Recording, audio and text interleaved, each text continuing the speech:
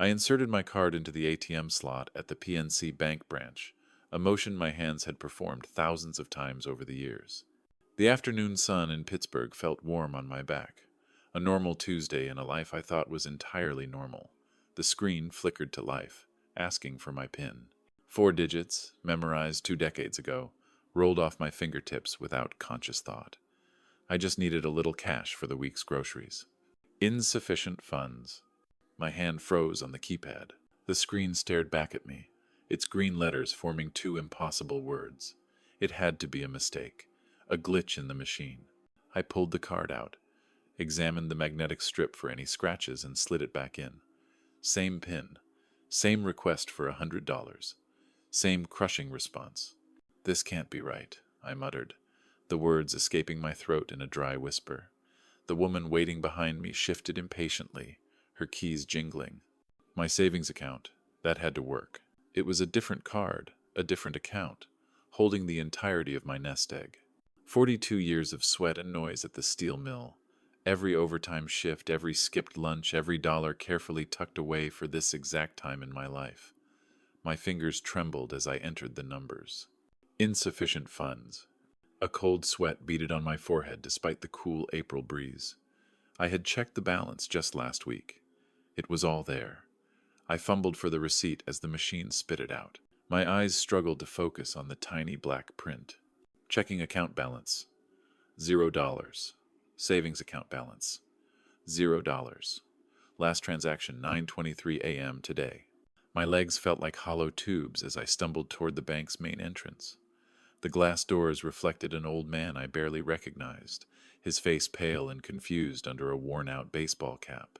Inside, the familiar smell of clean carpets and brewed coffee did nothing to calm the frantic hammering in my chest. "Afternoon, Arthur," Janet said from behind the teller window, her smile as familiar as the photos on my mantelpiece. She'd handled my deposits for 15 years. "How can I help you today?" "Janet, there's something wrong with my accounts." I laid both cards on the polished counter. "The machine out front says I have no money. That's impossible." Her fingers danced across the keyboard, the professional smile slowly melting from her face as she read the screen. "Let me just pull up your account history, Arthur." More typing. A long, heavy pause. My heart pounded against my ribs. "Arthur," she began, her voice much softer now.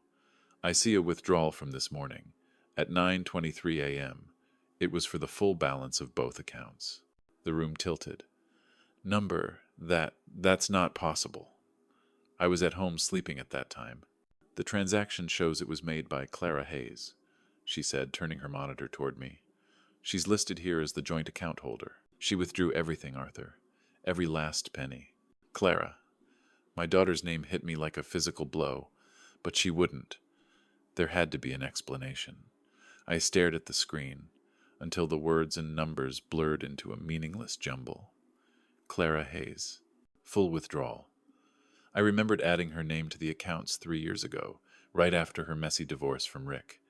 It was just a precaution, just in case something ever happened to me, so she and my grandson Leo would be taken care of. It was an act of love, of trust. "Arthur, are you all right?" Janet's voice sounded distant. "Do you need me to call someone?" I shook my head, my throat too tight to form words. I gathered the 2 useless pieces of plastic from the counter and walked toward the exit on legs that felt like they belonged to someone else. The trust I'd given so freely had just been used to destroy me. I sat in the cab of my old Ford pickup, the familiar scent of worn vinyl and engine oil doing nothing to ground me. The world outside the bank parking lot moved on cars passed on the main street. People walked into the grocery store, living normal lives while mine had just been detonated. My hand, wrinkled and stained with a lifetime of honest work, trembled as I pulled my cell phone from my jacket pocket. I scrolled to Clara's name, my thumb hovering over the call button. There had to be an explanation. An emergency with Leo. A terrible mistake. My daughter, my little girl, wouldn't just steal from me. She wouldn't. The phone rang 5 times, each ring echoing in the hollow space in my chest, before clicking over to her cheerful, distant voicemail. "Hi, you've reached Clara. Leave a message and I'll get back to you." I hung up and dialed again, and again. On the 4th try, she answered. "Dad, I know why you're calling. Her voice was different, cold, prepared. There was no surprise, no concern, just a flat, hard resignation that terrified me. "Clara, honey, what happened with the money?" Janet at the bank said. "She said you withdrew everything this morning. That can't be right, can it?" A long silence stretched between us, filled only by the low hum of highway travel from her end. She was in a car. She was already moving. "It's exactly right," she said, each word dropping like a stone into a deep well. I took it all. Jax and I are starting fresh somewhere new. The phone felt slippery in my sweating palm. "But sweetheart, that's everything I have. My whole retirement. How am I supposed to live?" "You'll figure it out," she said, the casual cruelty of it stealing my breath. "You always do." "Clara, please," I begged, my voice cracking. "If you're in some kind of trouble, we can talk about this. Just come home. Bring Leo home. We'll work it out together, whatever it is." A harsh, bitter laugh crackled through the speaker. "There's nothing to work out, Dad. I deserve this money more than you do. I've spent my whole life taking care of everyone else. Now it's my turn." "What about Leo?" I asked, the image of my grandson's face flashing in my mind. "What about his school? His friends? He can't just disappear." "Leo's with me. He'll adjust. Kids are resilient." My grandson, my brilliant, gentle Leo, with his chess tournaments and his quiet love for science, torn away from the only stable home he'd ever known. "Vera, you can't do this to him. That boy needs stability. He needs his home." "What he needs is a mother who's happy for once," she snapped. "Someone who isn't stuck in this dead-end town working dead-end jobs, scraping by while other people get to live real lives." The line went dead. I stared at the blank screen, my mind refusing to accept it. I called back immediately. It went straight to voicemail. I tried again. Same result. On the third try, a sterile, robotic voice delivered the final blow. "The number you have dialed is not in service." She had blocked me. She had taken everything, and then she had erased me. I dropped the phone onto the passenger seat and gripped the steering wheel, my knuckles turning white. The man who had parked at this bank an hour ago, a father and a grandfather with a secure, if simple, future, no longer existed. In his place sat an old man with $40 to his name, and a hole in his heart so vast it threatened to swallow him whole. I drove through the residential streets of Pittsburgh without any real destination, my old Ford pickup guiding itself through a landscape of memories. Muscle memory took me past the elementary school where I'd picked Clara up every day for 6 years, her little hand slipping into mine with complete trust. I drove past the ice cream shop on Elm Street where we'd celebrated her 10th birthday, just the two of us, a giant banana split between us. She had declared it the best birthday ever. My throat tightened. When had that joyful little girl become the cold voice on the phone? When had "I love you best of anyone, Daddy" transformed into "I took it all"? Without conscious direction, I found myself pulling into a parking spot at Shenley Park. I walked to our old bench, the one facing the pond where duck families gathered each spring. The worn wooden slats felt the same under my hands, a solid piece of the past in a present that had dissolved into chaos. This was where I had taught her to ride a bicycle. The memory surfaced, unbidden and sharp. She had been 7, her face a mixture of fierce determination and sheer terror. Her brand-new bike, a birthday gift, felt wobbly and enormous beneath her. The training wheels had come off that morning, and the world suddenly seemed full of potential pavement to crash on. "Don't let go, Daddy," she'd pleaded, her small hands gripping the handlebars so tightly her knuckles were white. "Promise you won't let go." "I've got you, sweetheart." I'd promised, my hand firm on the back of the seat. "I won't let go." Around and around the paved path we had gone, me jogging awkwardly behind her, my back aching but my heart full. I could feel her finding her rhythm, the pedals moving more smoothly, her wobbles becoming less dramatic. And then came the moment. Without thinking, I lifted my hand for just a second. She kept going. She was balancing. She was riding all by herself. I let go. I watched her pedal away from me, a small figure growing smaller, her pigtails flying behind her. She was a blur of pure joy and newfound freedom. After a triumphant lap around the pond, she circled back, breathless with excitement, her face glowing. "Did you see me, Daddy?" she shouted, skidding to a stop. "Did you see me ride all by myself?" I had never been prouder. In that moment, letting her go was the greatest act of love I could imagine, giving her the confidence to navigate the world on her own. Sitting on that same bench decades later, the memory was a cruel joke. I had let go then, and she had soared. Now she had let go of me, casting me aside without a second thought, and I was the one left crashing to the pavement. The spring breeze carried the scent of new grass and damp earth, but all I felt was loss. The ducks paddled near the shore, their movements eternal and unbothered by human heartbreak. A young father was nearby, patiently holding the seat of his son's bicycle. The scene was so painfully familiar it felt like a knife twisting in my gut. I had to look away. Where did she go, the little girl who trusted me completely? When did she learn that love was something to be exploited rather than cherished? I wiped my eyes with the rough back of my hand and stood up. The man looking back at me from the truck's side mirror was a stranger, a man learning that the deepest betrayals often come from the people you taught to fly. Back home, the house felt cavernous, each room echoing with a silence that was heavier than mere quiet. I walked into the living room, my gaze falling upon the family photographs lining the mantelpiece like evidence in a trial I was only now beginning to understand. I picked up Clara's wedding photo, the one with her first husband, Rick. She was radiant in white lace, and I stood beside her in my only good suit, both of us believing in a future that would never come to pass. Rick had seemed like such a catch back then, college educated. A steady job. 3 years. That's how long their marriage lasted before the cracks started showing. First came the subtle criticisms, then the financial control. I watched my confident, valedictorian daughter gradually shrink into someone who apologized for buying Leo new shoes. But the morning that changed everything was burned into my memory. She stood on my porch in yesterday's clothes, her left eye swollen and purple, a 3-year-old Leo clinging to her leg. "Dad," she'd whispered. He hit me again. Of course I took them in. Without hesitation, without questions. That's what I always did. When Rick cleaned out their joint account, I hired the lawyer. When she couldn't make rent on her own apartment, I covered it.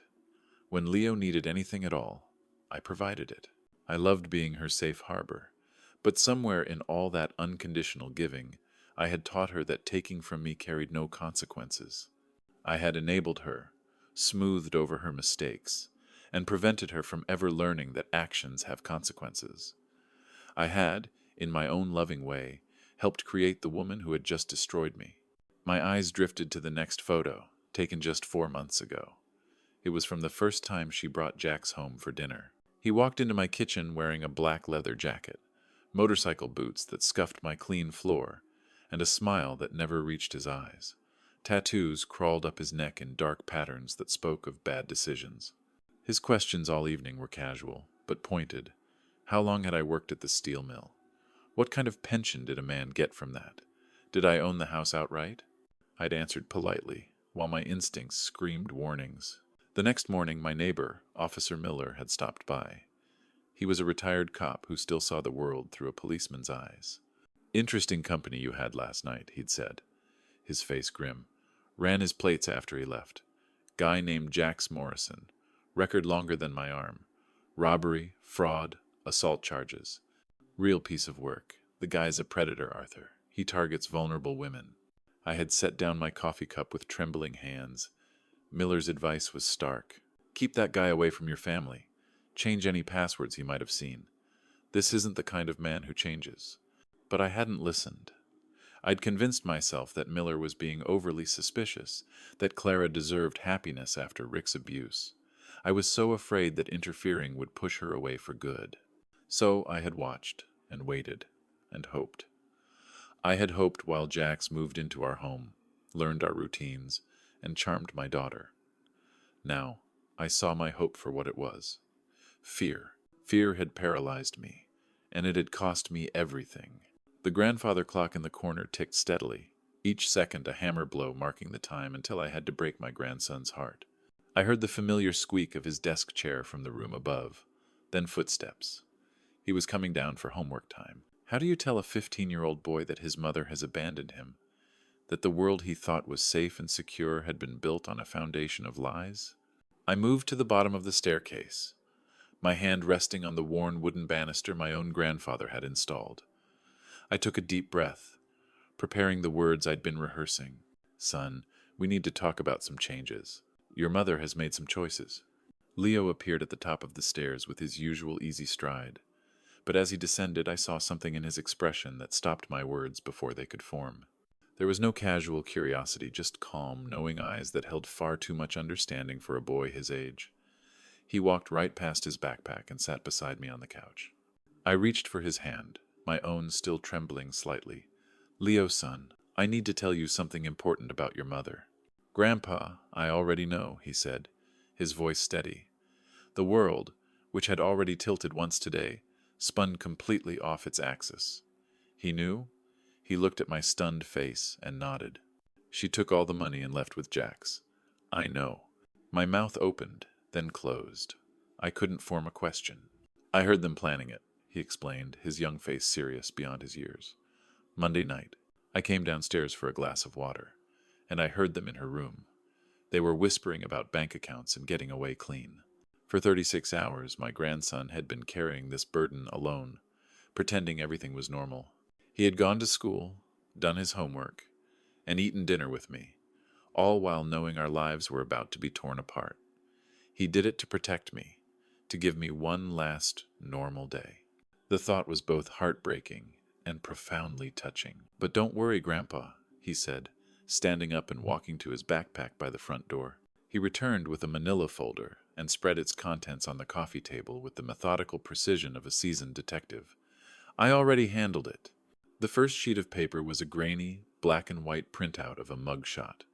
Jax's face stared back, with the words "Wanted" printed in bold letters across the top. Jax robbed a convenience store last week, Leo said, pointing to the date on the poster. I found this on the police department website. He's wanted for armed robbery. There's a reward. I stared at the paper, then at my grandson. How did you do this? I printed it at the library during my study period yesterday, he said simply. Mrs. Helen, the librarian, she's known me since I was little. I told her I was doing a project on local crime statistics.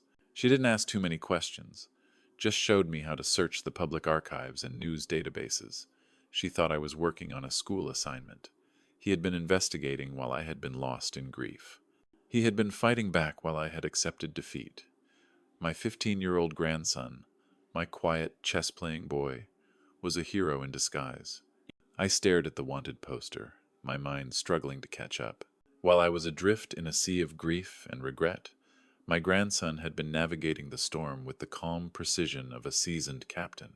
And I know exactly where they went, Leo continued, pulling another paper from his folder.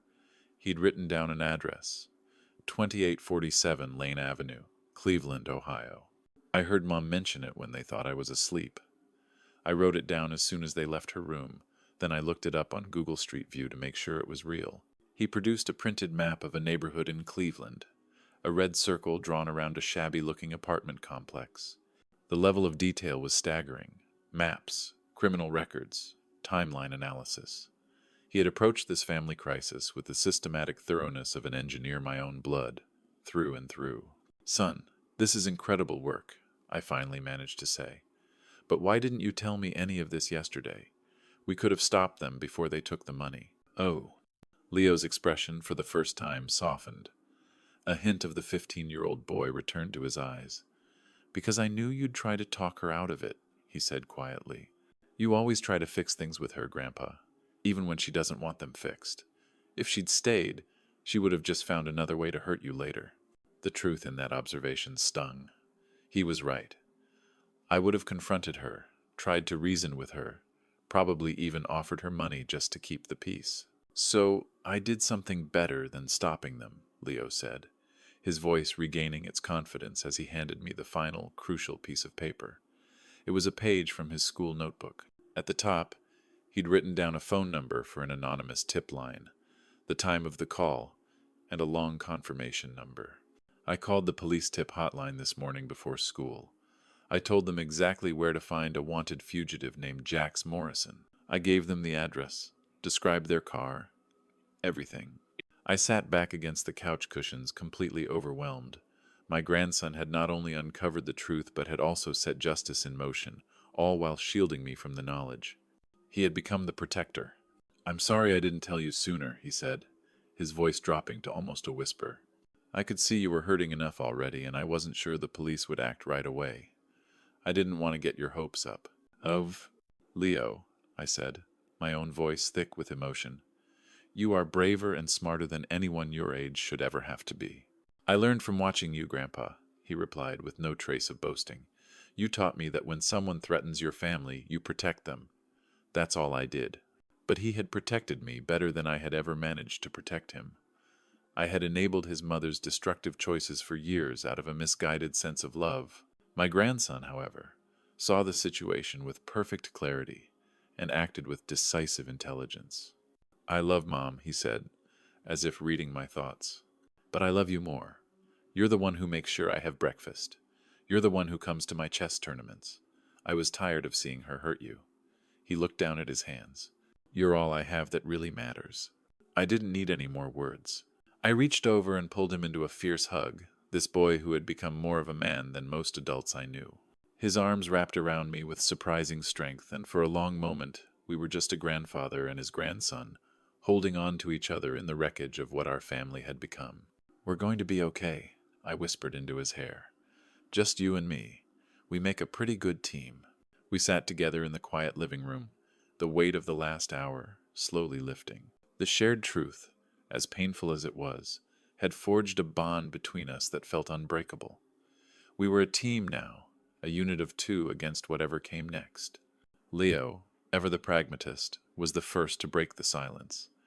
"So, what happens now?" he asked, his gaze drifting around the room that was still, for now, our home. "If the police do arrest them, do we get the money back?" "I don't know the legal process, son," I admitted honestly. "But even if we don't recover a penny, we'll figure out how to manage. I've still got my pension, and you've got a good head on your shoulders. We can handle it." I saw him nod, but a flicker of worry remained in his eyes.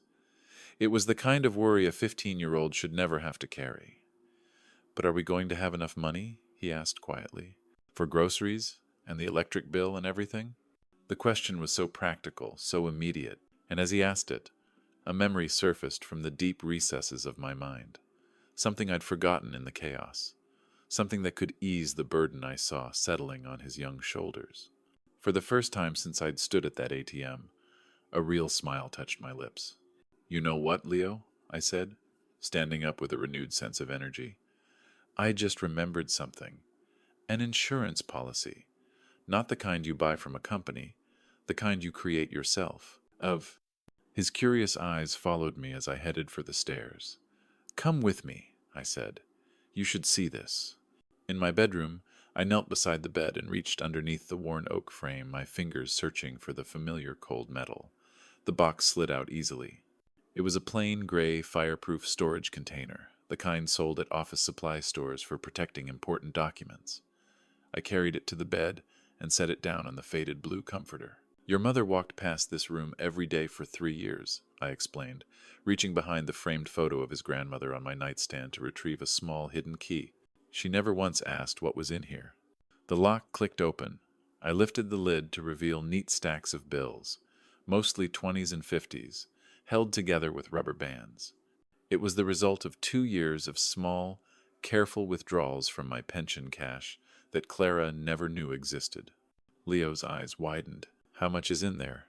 "Let's count and see," I said, lifting out the first stack. We laid the money out on the bed, a patchwork of green that represented our immediate future. Stack by stack, we counted it together. The final tally was $3,200. He stared at the cash as if he couldn't quite believe it was real. "You've been hiding this the whole time." "Not hiding," I corrected gently, reorganizing the bills. "Protecting. My grandfather lived through the Great Depression.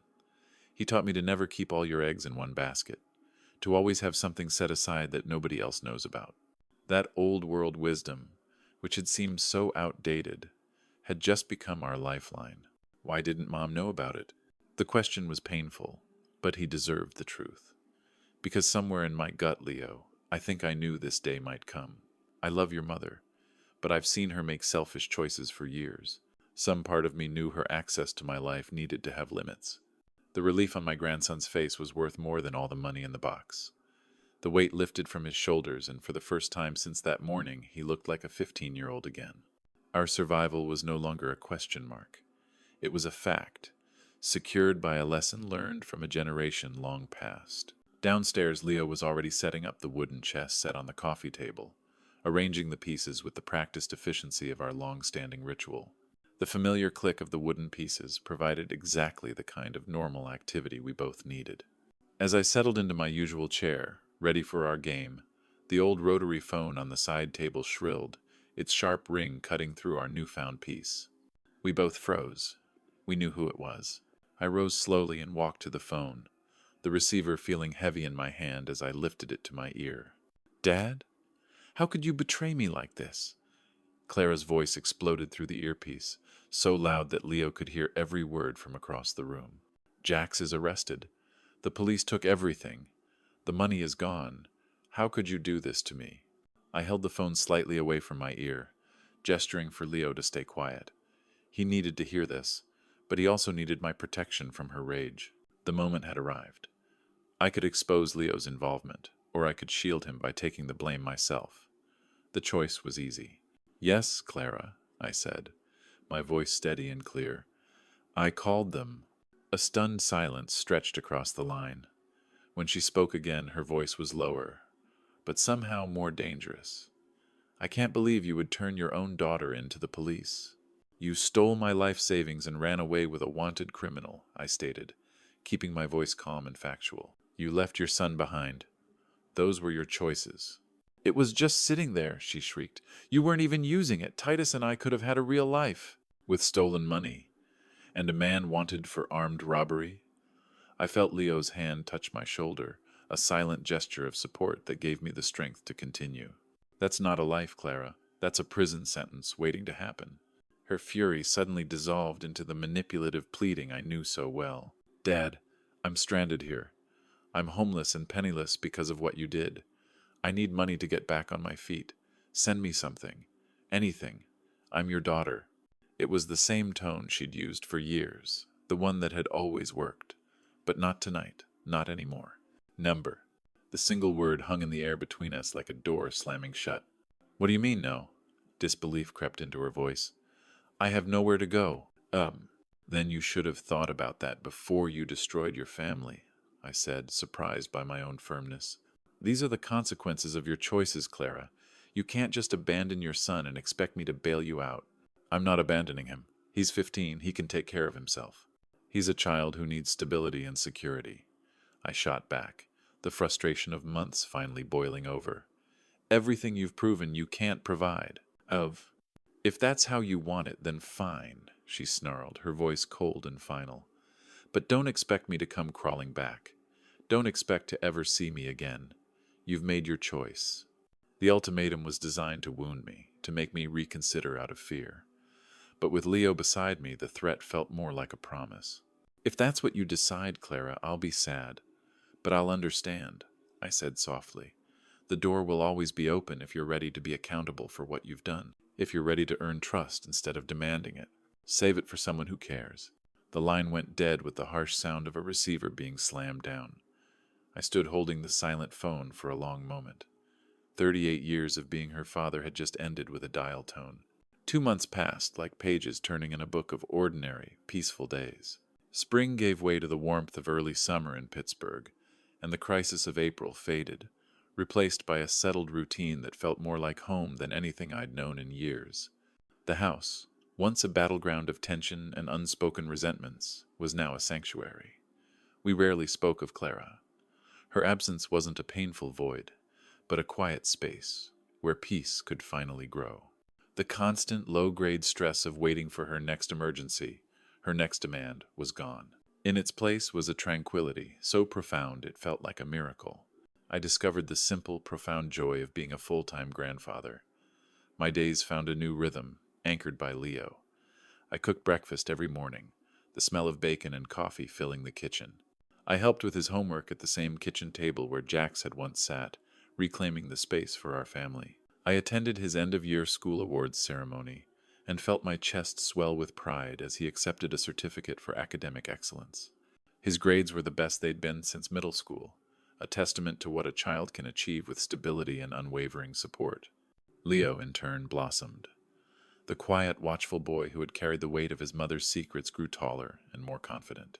He started a summer job mowing lawns in the neighborhood, approaching the work with a sense of responsibility that made him seem older than his 15 years. He'd come home tired and smelling of fresh-cut grass, and proudly hand me his earnings to put toward the grocery bill. He was contributing, not because I asked him to, but because he understood what it meant to be part of a team. Our finances, once a source of terror, became manageable.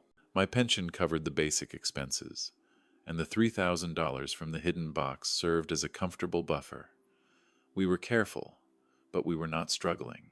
We were a self-sufficient unit of two, and the realization was empowering. On a Thursday afternoon in early June, I sat in my armchair reading the Pittsburgh Post-Gazette, the windows open to let in the warm air and the sound of birds in the maple tree outside. Leo was at the kitchen table, working his way through his summer reading assignment, a quiet, domestic scene, the kind of simple, perfect moment I had once taken for granted, but now cherished with every fiber of my being. Our life wasn't dramatic or exciting. It was built on small, consistent acts of love and support. Shared meals, chess games on Tuesday nights, and weekend projects fixing the leaky faucet or tending the small vegetable garden out back. It was real. It was stable. It was everything I had ever wanted for my family. The tranquility had become so routine that I'd almost forgotten how fragile it was, how fiercely we had fought to achieve it. I looked over at my grandson, his brow furrowed in concentration as he read, and a wave of gratitude washed over me. We had weathered the worst storm of our lives and emerged, not just intact, but stronger than before. We were survivors. We were home. The loud, insistent knocking on the front door shattered the afternoon peace like a rock through glass. Leo and I both looked up, startled. We rarely had unexpected visitors. Our neighbors knew to call first. The knocking came again, harder this time, an impatient sound that didn't belong in our quiet world. Who could that be? I asked, more to myself than to Leo. I rose from my chair and walked to the front window, angling myself to see the porch without being seen. And then I froze, my hand gripping the edge of the curtain. It was Clara. She stood on our front step, thinner than I remembered, her clothes looking worn and tired. A single small duffel bag sat at her feet, a pathetic testament to everything she had left in the world. The defiance was gone from her eyes, replaced by a deep, hollow exhaustion. My daughter had returned. "Grandpa?" Leo was beside me, his voice tight with concern. "What is it?" He followed my gaze and his body stiffened. He moved slightly, unconsciously positioning himself closer to me, a gesture of alliance. We were a team, and his first instinct was to stand with me. The knocking came again, followed by her voice, strained and uncertain. "Dad? I know you're in there. Please, please open the door." I walked slowly to the front door, my hand resting on the deadbolt I'd installed the week after her last phone call. 2 months ago, I would have thrown this door open, my heart aching with relief, ready to welcome her back and fix whatever new disaster she'd created. But that man was gone. That man had been trained by decades of fear and enabling. The man standing at this door now had learned a different lesson. He had learned that love, true love, sometimes required saying no. He had learned that protecting the people who mattered most meant holding the line. My fingers turned the deadbolt, a solid, satisfying click that echoed in the quiet hall. I opened the door. She stood before me, and for a long moment neither of us spoke. She glanced past me to her son, the boy she had left behind without a second thought. "Hi, Leo," she whispered. My grandson said nothing. He simply moved to stand directly behind me, his presence an anchor, reminding me of the life we had built from the ashes of her betrayal, and what we stood to lose if I made the same mistakes again. Clara looked from my face to Leo's, waiting for an invitation that, for the first time in her life, didn't come automatically. The door remained half-closed, my body blocking the way, my choice still unmade. The quiet strength I felt, with my grandson at my back, was a revelation. We were the protectors of this home now. her eyes filled with tears, a desperate, final plea. "Can I come in?" Thank you for joining Arthur and Leo on their incredible journey of heartbreak, resilience, and justice.